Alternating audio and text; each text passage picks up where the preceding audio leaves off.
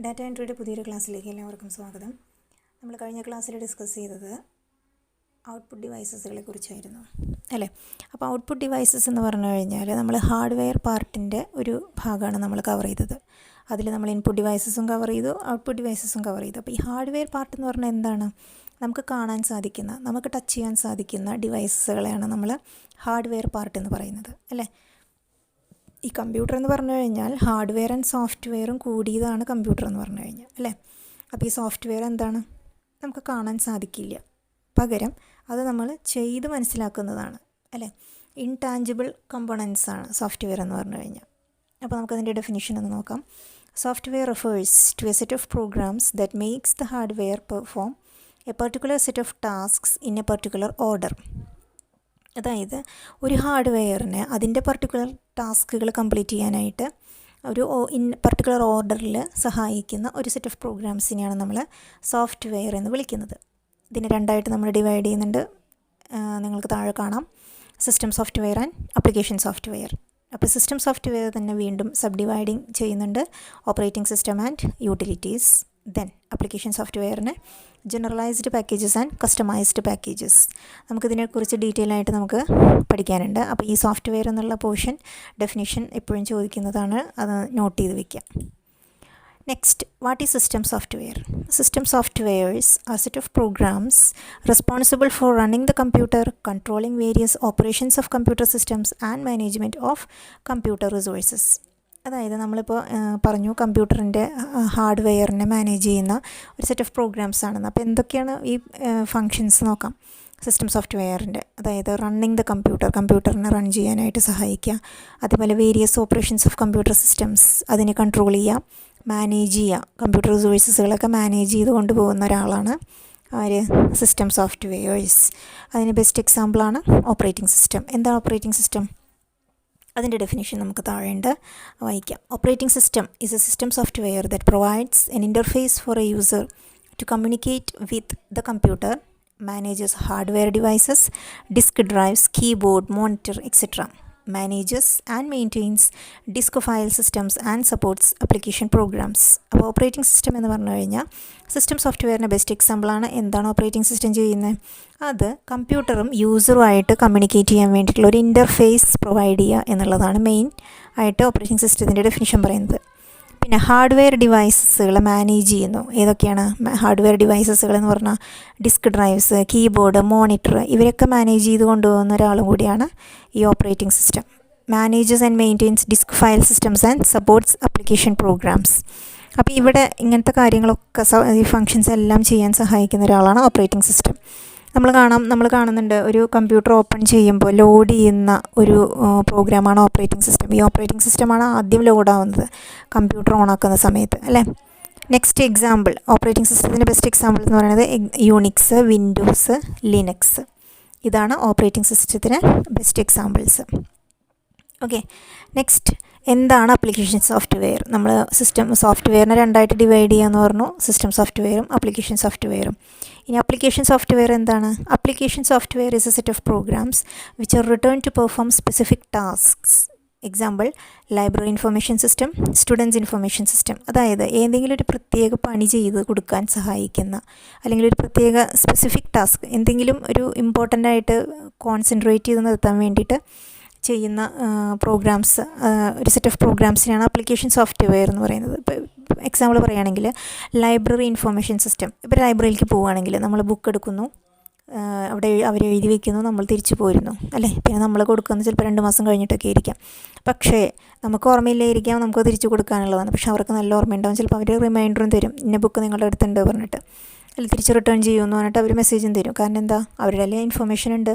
നമ്മൾ ഏത് ബുക്ക് ഇന്ന ഡേറ്റിന് ഇന്ന ആളുടെ എടുത്തു എന്ന് പറഞ്ഞിട്ട് പേര് വിവരം അവിടെ അവർ നോട്ട് ചെയ്ത് വെക്കും. ആ ബാർകോഡ് അടക്കം അവർ നോട്ട് ചെയ്ത് വെക്കുന്നുണ്ടാവും. അപ്പോൾ ഇന്ന ബുക്ക് മിസ്സിംഗ് ആണെന്ന് പറഞ്ഞിട്ട് അവർക്ക് നോട്ട് ചെയ്യാം. അങ്ങനെയുള്ള ചില പ്രത്യേക സിസ്റ്റംസ് ഉണ്ടാവും.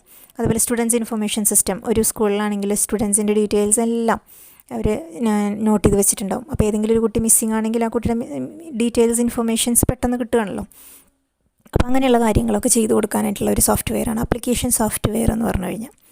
Next, application software can be broadly classified into 2 types. ഏതാണ്? Generalised packages and customised packages. അപ്പോൾ ഇത് എന്താണെന്നുള്ളത് നമുക്ക് നോക്കാം. Generalised packages. Generalized packages. These are user-friendly softwares written to cater to users' very general needs such as preparing documents, drawing pictures, database to manage data or information, preparing presentations, play games, etc.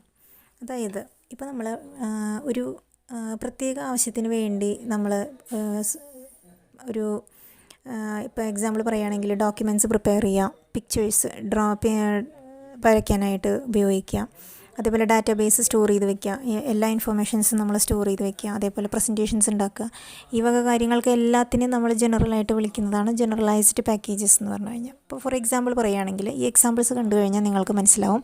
First word processing software. Word processing software എന്ന് പറഞ്ഞു കഴിഞ്ഞാൽ for preparing documents. ഏതൊക്കെയാണ് examples? Word perfect, MS Word, OpenOffice.org Writer. Next spreadsheets എന്ന് പറഞ്ഞു കഴിഞ്ഞാൽ data analysis, Lotus. Examples Lotus smart suites, MS Excel, OpenOffice.org Calc, Apple Numbers. Next presentations എന്ന് പറഞ്ഞു കഴിഞ്ഞാൽ examples presentation graphics, MS PowerPoint, OpenOffice.org Impress. Next example database management system. Examples എന്ന് പറയുന്നത് MS Access, OpenOffice.org Base, MS SQL server, Oracle. Next graphics ടൂൾസിന് examples എന്താണ്? Paint, shop pro, Adobe Photoshop. അപ്പോൾ ഇതെല്ലാം generalised പാക്കേജസിന് examples ആണ്. നമ്മളിതിൽ മെയിനായിട്ട് പഠിക്കുന്നതും ഉപയോഗിക്കുന്നതും MS വേർഡ്, അതേപോലെ MS എക്സൽ, പിന്നെ ഡാറ്റാബേസ്, പ്രസൻറ്റേഷനിൽ MS പവർ പോയിൻറ്റ് നമ്മൾ ഉപയോഗിക്കുന്നു. പിന്നെ കുറച്ചും കൂടെ ഹയർ പ്രൊഫഷണൽസ് ഡാറ്റാബേസ് ഉപയോഗിക്കുന്നു, ഗ്രാഫിക്സ് ടൂൾസൊക്കെ ഉപയോഗിക്കുന്നു, അഡോബ് ഫോട്ടോഷോപ്പൊക്കെ. ഇപ്പോൾ MS വേർഡൊക്കെ പറഞ്ഞു കഴിഞ്ഞാൽ നമുക്ക് ടൈപ്പ് ചെയ്യാനായിട്ട് എന്തെങ്കിലും ടൈപ്പ് ചെയ്യാൻ വേണ്ടി ഉപയോഗിക്കുന്നതാണ് MS വേർഡ്. MS എക്സൽ എന്ന് പറഞ്ഞു കഴിഞ്ഞാൽ നമ്മളിപ്പോൾ റോസ് ആൻഡ് കോളംസ് ഓൾറെഡി അവിടെ ബിൽട്ടിനായിട്ടുണ്ടാവും, നമുക്കതിൽ ജസ്റ്റ് എൻ്റർ ചെയ്യേണ്ട കാര്യമേ ഉള്ളൂ. അതാണ് സ്പ്രെഡ്ഷീറ്റ്സ്. പ്രസൻറ്റേഷൻസ് എന്ന് പറഞ്ഞു കഴിഞ്ഞാൽ നമുക്ക് സ്ലൈഡ് ഷോ ഒക്കെ പ്രിപ്പയർ ചെയ്യാനായിട്ട് നമ്മൾ ഉപയോഗിക്കുന്ന ഒരു ആപ്ലിക്കേഷൻ സോഫ്റ്റ്വെയർ ആണ് MS പവർ പോയിൻ്റൊക്കെ.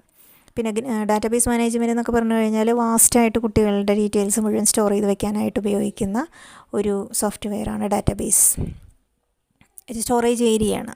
പിന്നെ ഗ്രാഫിക്സ് ടൂൾസ് എന്ന് പറഞ്ഞു കഴിഞ്ഞാൽ നമ്മൾ കുട്ടികൾക്ക് പെയിൻറ്റ് വരയ്ക്കണത് കാണാം അല്ലേ, പെയിൻറ്റ് എടുത്തിട്ട് വരയ്ക്കുന്നത് കാണാം കമ്പ്യൂട്ടറിൽ. അതേപോലെ ഫോട്ടോഷോപ്പ്, നമുക്ക് സ്റ്റുഡിയോയിൽ പോയി കഴിഞ്ഞാൽ നമ്മളുടെ ഇമേജസ്, നമ്മളുടെ ഫോട്ടോസ് ഫോട്ടോഷോപ്പിൽ എഡിറ്റ് ചെയ്തിട്ടാണ് അവർ തിരിച്ചു തരുന്നത്. അപ്പോൾ ഇതെല്ലാം ജനറലൈസ്ഡ് പാക്കേജസിന് എക്സാമ്പിൾസാണ്. Next customised packages. എന്താണ് കസ്റ്റമൈസ്ഡ് പാക്കേജസ് നോക്കാം. These are the applications that are customized or developed to meet the specific requirements of an organization or institution. ഒരു പ്രത്യേക ഓർഗനൈസേഷന് വേണ്ടിയിട്ടോ ഇൻസ്റ്റിറ്റ്യൂഷന് വേണ്ടിയിട്ടോ അവരുടെ ആവശ്യങ്ങൾക്ക് മാത്രം വേണ്ടി ഉണ്ടാക്കുന്ന ഒരു തരം ആപ്ലിക്കേഷൻസാണ് കസ്റ്റമൈസ്ഡ് പാക്കേജസ്. എക്സാമ്പിൾ പറയുകയാണെങ്കിൽ student information details, payroll packages, inventory control etcetera. അതായത് നമ്മളിപ്പോൾ പറഞ്ഞു ഒരു സ്റ്റുഡൻറ്റ് ഇൻഫർമേഷൻ ഡീറ്റെയിൽസ് ഒരു സ്കൂളിന് വേണ്ടി ആ പ്രത്യേക സ്റ്റുഡൻറ്റിന് വേണ്ടി നമുക്ക് അറിയണമെന്നുണ്ടെങ്കിൽ ചെയ്യാം. പിന്നെ ഇൻവെൻട്രി കൺട്രോൾ എന്നൊക്കെ പറഞ്ഞു കഴിഞ്ഞാൽ ഇപ്പോൾ ചരക്ക് ഗതാഗതം അങ്ങനത്തെ കാര്യങ്ങളൊക്കെ ഉണ്ടല്ലോ, അതൊക്കെ ഒരു പ്രത്യേക കമ്പനിയുടെ ആവശ്യത്തിന് വേണ്ടി മാത്രം ഉപയോഗിക്കുമ്പോൾ അവർക്കത് നോട്ട് ചെയ്ത് വെക്കാൻ വേണ്ടിയിട്ട് അവർക്കൊരു സോഫ്റ്റ്വെയർ ഉണ്ടാക്കി കൊടുക്കാം. അപ്പോൾ അങ്ങനെയുള്ള കാര്യങ്ങളൊക്കെയാണ് കസ്റ്റമൈസ്ഡ് പാക്കേജസിൽ വരുന്നത്. ഇനി these packages R developed using high level computer language. അപ്പോൾ ഇതൊക്കെ ഉണ്ടാക്കണമെങ്കിൽ ഹൈ ലെവൽ കമ്പ്യൂട്ടർ ലാംഗ്വേജ് നമുക്ക് പഠിച്ചെടുക്കേണ്ടതാണ്. ഓക്കെ, അപ്പോൾ ഇത്രയാണ് generalised packages and customised packages. Next computer languages എന്ന് പറഞ്ഞാൽ വളരെ ഇൻട്രസ്റ്റിംഗ് ആയിട്ടുള്ള ടോപ്പിക്കാണ് കമ്പ്യൂട്ടർ ലാംഗ്വേജസ് എന്ന് പറഞ്ഞു കഴിഞ്ഞാൽ ഇപ്പോൾ നമ്മൾ തമ്മിൽ പരസ്പരം കമ്മ്യൂണിക്കേറ്റ് ചെയ്യണത് എങ്ങനെയാണ്? ഒരു ലാംഗ്വേജ് ഉപയോഗിച്ചിട്ടാണ് നമ്മൾ കമ്മ്യൂണിക്കേറ്റ് ചെയ്യുന്നത് അല്ലേ, ഒന്നുകിൽ ഇംഗ്ലീഷ് അല്ലെങ്കിൽ മലയാളം. അപ്പോൾ കമ്പ്യൂട്ടർ ലാംഗ്വേജ് എന്താണ്? കമ്പ്യൂട്ടറിന് മനസ്സിലാവുന്ന ഒരു ഭാഷ അത് വേണം അല്ലേ. അപ്പോൾ അതിനായിട്ട് എന്താണ് അതിൻ്റെ ഡെഫിനേഷൻ എന്ന് നമുക്ക് നോക്കി നോക്കാം. Communication with computers is carried out through a language. This language is understood both by user and the machine. അതായത് നമ്മൾ കമ്പ്യൂട്ടറിൻ്റെ മുമ്പിലിരിക്കുന്നു, ആ കമ്പ്യൂട്ടറിൻ്റെ മെഷീൻ മീൻസ് ആ മെഷീനുമായിട്ട് നമ്മൾ കമ്മ്യൂണിക്കേറ്റ് ചെയ്യാനായിട്ട് ഒരു ലാംഗ്വേജ് അത് ആവശ്യമാണ് അല്ലേ. അപ്പോൾ ഈ ലാംഗ്വേജ് എന്ന് പറയുന്നത് കുറച്ച് റൂൾസ് ആൻഡ് റെഗുലേഷൻസ് ഉള്ള ഒരു ലാംഗ്വേജ് ആയിരിക്കണം. അപ്പോൾ നമ്മൾ തന്നെ ഒരു ലാംഗ്വേജ് ഉപയോഗിക്കുമ്പോൾ അതിൽ ഗ്രാമർ നോക്കുന്നു, കുത്ത്, കോമ അങ്ങനത്തെ കാര്യങ്ങളൊക്കെ നമ്മൾ എഴുതുമ്പോഴും ശ്രദ്ധിക്കും. ഗ്രാമാറ്റിക്കൽ കാര്യങ്ങളാണ് മെയിനായിട്ട് നമ്മൾ ശ്രദ്ധിക്കേണ്ടത് അല്ലേ. അപ്പോൾ ഇതേപോലെ ഏത് ലാംഗ്വേജ് എടുത്താലും ഉണ്ടാവും. അതേപോലെ തന്നെയാണ് മെഷീനും യൂസറുമായിട്ട് കമ്മ്യൂണിക്കേറ്റ് ചെയ്യുമ്പോൾ നോക്കുന്ന കുറച്ച് കാര്യങ്ങൾ, അതാണ് സിൻടാക്സ് എന്ന് വിളിക്കുന്നത്. ആ rule, every computer language is bound by rules known as syntax of that language. The user is bound by that syntax while communicating with the computer system. അപ്പോൾ ഈ കമ്മ്യൂണിക്കേഷൻ എന്നുള്ളതാണ് മെയിനായിട്ട് നമ്മൾ നോക്കുന്നത്. ഇനി ഏതൊക്കെ തരം ലാംഗ്വേജുകൾ ഉണ്ടെന്നുള്ളതാണ് നമുക്ക് മെയിനായിട്ട് നോക്കേണ്ടത്. Computer languages are broadly classified as low level language and high level language. അപ്പോൾ അത് അടുത്ത സ്ലൈഡിലാണ് ഹൈ ലെവൽ ലാംഗ്വേജ് ഉള്ളത്. ലോ ലെവൽ ലാംഗ്വേജ് എന്താണെന്ന് നമുക്ക് ആദ്യം നോക്കാം. Low level languages. Low level language എന്ന് പറഞ്ഞ ഡെഫിനിഷൻ നമുക്ക് നോക്കാം. The term low level means closeness to the way in which machine understand. The low level languages are machine language. Machine language എന്ന് പറഞ്ഞു കഴിഞ്ഞാൽ എന്താണ്? This is the language in the form of zeros and ones called binary numbers understood directly by the computer. അതായത് ഇപ്പോൾ machine language എന്ന് പറഞ്ഞു കഴിഞ്ഞാൽ അതാണ് ശരിക്കും കമ്പ്യൂട്ടറിന് അറിയുന്ന ഭാഷ എന്ന് പറയുന്നത്. അതെപ്പോഴും സീറോസും വൺസും മാത്രമായിട്ടുള്ളൊരു ലാംഗ്വേജാണ് കമ്പ്യൂട്ടറിന് മനസ്സിലാവുന്ന ഭാഷ എന്ന് പറയുന്നത്. അപ്പോൾ നമ്മൾ വിചാരിക്കുന്നു ഈ കാണുന്നതെല്ലാം നമ്മളെങ്ങനെയാണ് ഇപ്പോൾ വായിച്ചെടുക്കുന്നത്. ശരിക്കും നമ്മൾ കാണുന്നത് നോർമൽ ഹൈ ലെവൽ ലാംഗ്വേജാണ്. നമ്മൾ പഠിക്കും ഇപ്പോൾ എന്താണ് ഡെഫിനേഷൻ എന്നുള്ളത്. അപ്പോൾ മനസ്സിലാക്കുക, നമ്മൾ വായിക്കുന്ന ഹൈ ലെവൽ ലാംഗ്വേജ് കമ്പ്യൂട്ടറിന് ഒട്ടും മനസ്സിലാവാത്ത ഭാഷയാണ്. അപ്പോൾ കമ്പ്യൂട്ടർ എന്ത് ചെയ്യും? ഇതിനെ മെഷീൻ ലാംഗ്വേജൊക്കെ ആയിട്ട് കൺവേർട്ട് ചെയ്തിട്ടാണ് ഇതെല്ലാം നമുക്ക് കാണാൻ സാധിക്കുന്നത്. അപ്പോൾ അതെന്തൊക്കെയാണെന്നുള്ളത് നമ്മൾ വിശദമായിട്ട് പഠിക്കുന്നുണ്ട്, എങ്ങനെയൊക്കെയാണ് എന്നുള്ളത്. പിന്നെ it is difficult to learn and even more difficult to write programs. ഈ ബൈനറി എന്നുള്ള ലാംഗ്വേജ് പഠിച്ചെടുക്കാൻ ഭയങ്കര ബുദ്ധിമുട്ടാണ്. അതായത് സീറോയും വണ്ണും മാത്രമുള്ള കളികളാണ് ഇവിടെ. അപ്പോൾ അത് കോഡിങ് ഭയങ്കര ബുദ്ധിമുട്ടാണ്, ആൾക്കാർക്ക് മനസ്സിലാക്കാനും ബുദ്ധിമുട്ടാണ്. അപ്പോൾ അങ്ങനെ ഇരിക്കുമ്പോൾ വന്ന് കയറിയ ഒരാളാണ് അസംബ്ലി ലാംഗ്വേജ്. അതായത് മെഷീൻ ലാംഗ്വേജ് പഠിച്ചെടുക്കാൻ ഭയങ്കര ബുദ്ധിമുട്ട് അക്കാലത്ത് തോന്നിയതുകൊണ്ടാണ് അന്നത്തെ സയൻറ്റിസ്റ്റുകൾ അല്ലെങ്കിൽ എൻജിനീയേഴ്സ് പുതിയൊരു ലാംഗ്വേജ് ആയിട്ട് വന്നത്, അസംബ്ലി ലാംഗ്വേജ്. അതായത് സീറോയ്ക്കും വണ്ണിനും പകരം they are substituted by symbolic codes called mnemonics. Mnemonics വെച്ചിട്ട് എങ്ങനെയാണ് പ്രോഗ്രാംസ് എഴുതിയിരിക്കണേ എന്നുള്ളത് ടു ഇംപ്രൂവ് ദെയർ അണ്ടർസ്റ്റാൻഡിങ്. അതായത് ഈ നിമോണിക്സ് എന്ന് പറഞ്ഞു കഴിഞ്ഞാൽ ഇപ്പോൾ അഡീഷൻ ചെയ്യാനായിട്ട് ആഡ് എന്നുള്ള കീവേഡ്സ് ഉപയോഗിക്കുക, ADD. സബ്ട്രാക്ഷൻ ചെയ്യാനോ സബ് എന്നുള്ള 3 ലെറ്ററുകൾ ഉപയോഗിക്കുക, SUB. മൾട്ടിപ്ലിക്കേഷൻ ചെയ്യാനോ MUL. ഡിവിഷൻ ചെയ്യാനോ DIV. ഇങ്ങനെയുള്ള ചെറിയ ചെറിയ കോഡുകൾ ഉപയോഗിച്ച് എങ്ങനെയാണ് അസംബ്ലി ലാംഗ്വേജ് എഴുതുക എന്നുള്ളതാണ് അന്നത്തെ ആൾക്കാർ കണ്ടുപിടിച്ചത്. It is simpler and less time consuming. അപ്പോൾ അത് വളരെ സിമ്പിളാണ്, അതേപോലെ വളരെ കുറച്ച് സമയത്തിനുള്ളിൽ നമുക്ക് ചെയ്ത് മനസ്സിലാക്കിയെടുക്കാൻ സാധിക്കും. Next, it is easier to locate and correct errors in assembly language. Assembly ലാംഗ്വേജിൽ നമുക്ക് എറേഴ്സ് കണ്ടുപിടിക്കാനായിട്ട് പെട്ടെന്ന് സാധിക്കും. Next, it is also machine dependent. അപ്പോൾ നമ്മൾ ലോ ലെവൽ ലാംഗ്വേജസിൽ നമ്മൾ പറഞ്ഞിരുന്നു മെഷീൻ ഡിപ്പെൻഡൻ്റ് ആണെന്ന്. അതായത് ആ ഒരു കോഡ് അല്ലെങ്കിൽ പ്രോഗ്രാം നമ്മൾ ഒരു മെഷീനിലിട്ട് കഴിഞ്ഞാൽ ആ മെഷീനിൽ മാത്രമേ വർക്ക് ചെയ്യുള്ളൂ, വേറൊരു മെഷീനിലേക്ക് അത് വർക്ക് ചെയ്യാൻ സാധിക്കില്ല. അതുകൊണ്ടാണ് മെഷീൻ ഡിപ്പെൻഡൻറ്റ്, മെഷീനെ ആശ്രയിച്ചിരിക്കുന്ന ഒരു ലാംഗ്വേജാണ്. നെക്സ്റ്റ്, മെഷീൻ അസംബ്ലി ലാംഗ്വേജും ഇത് തന്നെയാണ് അവസ്ഥ, മെഷീൻ ഡിപ്പെൻഡൻ്റ് ആണ്. അതായത് ഇത് ഒരു എഴുതിയ പ്രോഗ്രാം ഒരു കമ്പ്യൂട്ടറിൽ ഇട്ട് കഴിഞ്ഞാൽ വേറൊരു കമ്പ്യൂട്ടറിൽ വർക്ക് ചെയ്യില്ല. അങ്ങനത്തെ ഒരു ഡിസഡ്വാൻറ്റേജുകൾ ആർക്കുണ്ടായിരുന്നു? അസംബ്ലി ലാംഗ്വേജിനും ലോ ലെവൽ ലാംഗ്വേജിനും. അപ്പോൾ ഇത് രണ്ടിൻ്റെയും കോംപ്രമൈസ് ചെയ്ത് വന്ന അടുത്ത ആളാണ് high level language. High level ലാംഗ്വേജിൻ്റെ ഡെഫിനിഷൻ നമുക്ക് നോക്കാം. To overcome the limitation of low-level languages, high-level language has been evolved, which uses normal English like easy-to-understand statements to solve any problem. അതായത് ലോ ലെവൽ ലാംഗ്വേജസിൻ്റെ ഡിസഡ്വാൻറ്റേജസ്, ലിമിറ്റേഷൻസ് ഒഴിവാക്കുന്നതിനായിട്ട് കയറി വന്ന ആളാണ് high level language. ഇതിലെങ്ങനെയാണെന്നുണ്ടെങ്കിൽ normal നമ്മൾ use ചെയ്യുന്ന English like വേർഡ്സാണ് ആൾക്കാർക്ക് സാധാരണ ഒരു ഒട്ടുമിക്ക ആൾക്കാർക്ക് മനസ്സിലാവുന്ന ഒരു ഭാഷയാണ് ഇംഗ്ലീഷ്. അതുകൊണ്ട് തന്നെ ഇംഗ്ലീഷ് ഉപയോഗിച്ചിട്ട് ഏത് തരം പ്രോബ്ലംസിനും സോൾവ് ചെയ്യാൻ പറ്റുന്ന രീതിയിലാണ് ഹൈ ലെവൽ ലാംഗ്വേജസ് ഡിസൈൻ ചെയ്തിരിക്കുന്നത്. അപ്പോൾ ഹൈ ലെവൽ ലാംഗ്വേജിൻ്റെ ഒരു അഡ്വാൻറ്റേജ് എന്ന് പറയുന്നത് എന്താണ്? ഇത് മെഷീൻ ഇൻഡിപെൻഡൻ്റ് ആണ്, കമ്പ്യൂട്ടർ ഇൻഡിപെൻഡൻ്റ് ആണ്. ഹൈ ലെവൽ ലാംഗ്വേജസിന് എക്സാമ്പിൾസാണ് ബേസിക്കിൻ്റെ full form beginners all purpose symbolic instruction code. അതിൻ്റെ ഫുൾ ഫോമൊക്കെ ഒന്ന് നോട്ട് ചെയ്ത് വെക്കുക. പിന്നെ കോബോൾ എന്ന് പറഞ്ഞു കഴിഞ്ഞാൽ common business oriented language. FORTRAN formula translation. പിന്നെ C++, ഇതെല്ലാമാണ് ഹൈ ലെവൽ ലാംഗ്വേജസിന് എക്സാമ്പിൾസ്. അപ്പോൾ ഇതൊക്കെയാണ് ഇപ്പോഴത്തെ കാലത്ത് ആൾക്കാർ യൂസ് ചെയ്യുന്ന ലാംഗ്വേജസ്. ഇതൊക്കെ ഉപയോഗിച്ചിട്ടാണ് കമ്പ്യൂട്ടറിൽ ഓരോന്ന് നമ്മൾ കാണുന്ന ഈ രീതിയിലേക്ക് ആക്കുന്നത്. Okay, next. അപ്പോൾ ഈ ലോ ലെവൽ ലാംഗ്വേജും ഹൈ ലെവൽ ലാംഗ്വേജും വളരെ ഇമ്പോർട്ടൻ്റ് ആണ്. അത് നോട്ടിലേക്ക് നിങ്ങൾ പോയിൻറ്റ്സുകൾ എഴുതിയെടുത്ത് നന്നായിട്ട് പഠിക്കണം. ഓക്കെ, നെക്സ്റ്റ് ടോപ്പിക്കാണ് compiler and assembler. Compiler and assembler എന്ന് പറഞ്ഞു കഴിഞ്ഞാൽ ഞാൻ നിങ്ങൾ നേരത്തെ സൂചിപ്പിച്ചു, നമ്മൾ കമ്പ്യൂട്ടറിന് അറിയുന്ന ഭാഷ എന്ന് പറയുന്നത് ആകെ മെഷീൻ ലാംഗ്വേജ് അഥവാ ബൈനറി ലാംഗ്വേജ് ആണ് അല്ലേ. അപ്പോൾ നമ്മൾ കാണുന്നതോ ഹൈ ലെവൽ ലാംഗ്വേജ് ആണ്. അപ്പോൾ ഈ ഹൈ ലെവൽ ലാംഗ്വേജും മെഷീൻ ലാംഗ്വേജും തമ്മിൽ യാതൊരു കണക്ഷനും ഇല്ല അല്ലേ. നമുക്ക് എങ്ങനെ നമ്മൾ ഹൈ ലെവൽ ലാംഗ്വേജിൽ ഓരോന്നുണ്ടാക്കി ടൈപ്പ് ചെയ്യുന്നു, കമ്പ്യൂട്ടർ ഏതോ രീതിയിൽ മെഷീൻ ലാംഗ്വേജ് ആക്കുന്നു, എന്നിട്ട് തിരിച്ച് നമുക്ക് ഇതേ രീതിയിൽ ഹൈ ലെവൽ ലാംഗ്വേജിൽ രീതിയിൽ നമുക്ക് കാണാൻ സാധിക്കുന്നു. അപ്പോൾ ഇതിൻ്റെ ഇടയിൽ ഒരാൾ കിടന്ന് കളിക്കുന്നുണ്ട്, രണ്ടാൾക്കാർ കിടന്ന് കളിക്കുന്നുണ്ട്. അവരാണ് കമ്പൈലറും അസംബ്ലറും. കമ്പൈലറും അസംബ്ലറും എന്താണെന്നുള്ളത് മനസ്സിലാക്കി കഴിഞ്ഞാൽ കമ്പ്യൂട്ടറിൻ്റെ ഏകദേശം ഈ ടെക്നിക്കുകൾ പിടികിട്ടും. നോക്കാം. The software set of programs that reads a program written in high level language and translates it into an equivalent program in machine language is called as compiler. കണ്ടോ, ഹൈ ലെവൽ ലാംഗ്വേജിൽ എഴുതിയ ഒരു പ്രോഗ്രാമിനെ ഈക്വലൻറ്റ് മെഷീൻ ലാംഗ്വേജിലേക്ക് കൺവേർട്ട് ചെയ്യുന്ന ആളാണ് compiler. അപ്പോൾ കമ്പൈലറിൻ്റെ പടം നിങ്ങൾക്ക് താഴെ കാണാം. സോഴ്സ് കോഡ് ഹൈ ലെവൽ ലാംഗ്വേജിൽ നിന്ന് എഴുതിയിട്ടുണ്ട്, എന്നിട്ട് അതിനെ തിരിച്ച് ഒബ്ജക്റ്റ് കോഡ് മെഷീൻ ലാംഗ്വേജാക്കി കൺവേർട്ട് ചെയ്യുന്നു. അപ്പോൾ എന്താണ് ഈ സോഴ്സ് കോഡ്, എന്താണ് ഈ ഒബ്ജക്റ്റ് കോഡ്, അതിൻ്റെ ഡെഫിനിഷൻ ഇവിടെ എഴുതിയിട്ടുണ്ട്. നോക്കാം. The program written by the programmer in high level language is called source program. അതായത് നമ്മൾ എഴുതുന്ന ഹൈ ലെവൽ ലാംഗ്വേജിൽ എഴുതുന്ന ഒരു പ്രോഗ്രാമറാണ് നമ്മൾ യൂസർ തന്നെയാണ്, നമ്മൾ തന്നെയാണ് പ്രോഗ്രാമർ.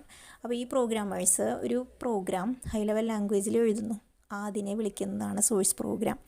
എന്നിട്ട് എഴുതിയിട്ട് നമ്മൾ കൊടുക്കുമല്ലോ കമ്പ്യൂട്ടറിൻ്റെ ഉള്ളിലേക്ക്. തിരിച്ച് ആ കോഡിനെ കമ്പൈലർ മെഷീൻ ലാംഗ്വേജാക്കി കൺവേർട്ട് ചെയ്യുന്നുണ്ട് അല്ലേ. അപ്പോൾ ഇതിനെ നമ്മൾ വിളിക്കുന്നതാണ് ഒബ്ജക്റ്റ് പ്രോഗ്രാം എന്ന് പറയുന്നത്. അത് ഈ സോഴ്സ് പ്രോഗ്രാമിനെ കമ്പൈലർ കൺവേർട്ട് ചെയ്തിട്ട് ഒബ്ജക്റ്റ് കോഡാക്കുന്നുണ്ട്. ആ ഒബ്ജക്റ്റ് കോഡേ കമ്പ്യൂട്ടറിന് അറിയുള്ളൂ, മെഷീനിന് അറിയുള്ളൂ. അപ്പോൾ അതാണ് ഒബ്ജക്റ്റ് പ്രോഗ്രാം. ഇനി next, the software, the set of programs that reads a program written in assembly language and translates it into an equivalent program in machine language is called as assembler. അപ്പോൾ ഈ assembler എന്താ ചെയ്യുന്നത്, assembly ലാംഗ്വേജിലുള്ള ഒരു programme. ഇപ്പോൾ നമ്മൾ പറഞ്ഞു low level ലാംഗ്വേജിന് machine ലാംഗ്വേജും ഉണ്ട്, assembly ലാംഗ്വേജും ഉണ്ടെന്ന്. അപ്പം മെഷീൻ ലാംഗ്വേജും അസംബ്ലി ലാംഗ്വേജും സെപ്പറേറ്റ് ആണല്ലോ. അപ്പോൾ അസംബ്ലി ലാംഗ്വേജിലുള്ള പ്രോഗ്രാമിനെ കൺവേർട്ട് ചെയ്തിട്ട് മെഷീൻ ലാംഗ്വേജാക്കി കൺവേർട്ട് ചെയ്യുന്നത് ആരാണ്, അസംബ്ലറാണ്. അപ്പോൾ അത് രണ്ടും നന്നായിട്ട് മനസ്സിലാക്കിയെടുക്കുക. കമ്പൈലർ എന്ന് പറഞ്ഞു കഴിഞ്ഞാൽ ഹൈ ലെവൽ ലാംഗ്വേജിനെ മെഷീൻ ലാംഗ്വേജാക്കി കൺവേർട്ട് ചെയ്യുന്നു. അസംബ്ലർ എന്താ ചെയ്യുന്നത്, അസംബ്ലി ലാംഗ്വേജിനെ മെഷീൻ ലാംഗ്വേജാക്കി കൺവേർട്ട് ചെയ്യുന്നു. അപ്പോൾ ഇത്രയാണ് കമ്പൈലറും അസംബ്ലറും ചെയ്യുന്ന പരിപാടികൾ എന്നുള്ളത് ശ്രദ്ധിച്ച് മനസ്സിലാക്കുക. ഇതിപ്പോഴും മാർക്കിന് 3 മാർക്കിനൊക്കെ ചോദിക്കാറുണ്ട്. അപ്പോൾ ഇമ്പോർട്ടൻ്റ് ആയിട്ട് നോട്ട് ചെയ്യാം. ഓക്കെ, അപ്പോൾ ഇതോടുകൂടി നമ്മളുടെ ഫസ്റ്റ് ചാപ്റ്റർ ഏതാണ്ട് അവസാനിച്ചിട്ടുണ്ട്. അപ്പോൾ ഇത്രയും ഇതുവരെ കാണാത്തവർ ആദ്യം തൊട്ടുള്ള വീഡിയോസ് ഒന്നുകൂടെ നന്നായിട്ടിരുന്ന് കാണുക, എന്നിട്ട് നോട്ടുകൾ എഴുതിയെടുക്കുക. നിങ്ങൾക്ക് എഴുതാൻ പാകത്തിന് തന്നെ നോട്ട്സ് പോയിൻറ്റ്സ് ആയിട്ടാണ് ഞാൻ സ്ലൈഡുകൾ ഉണ്ടാക്കിയിരിക്കുന്നത്.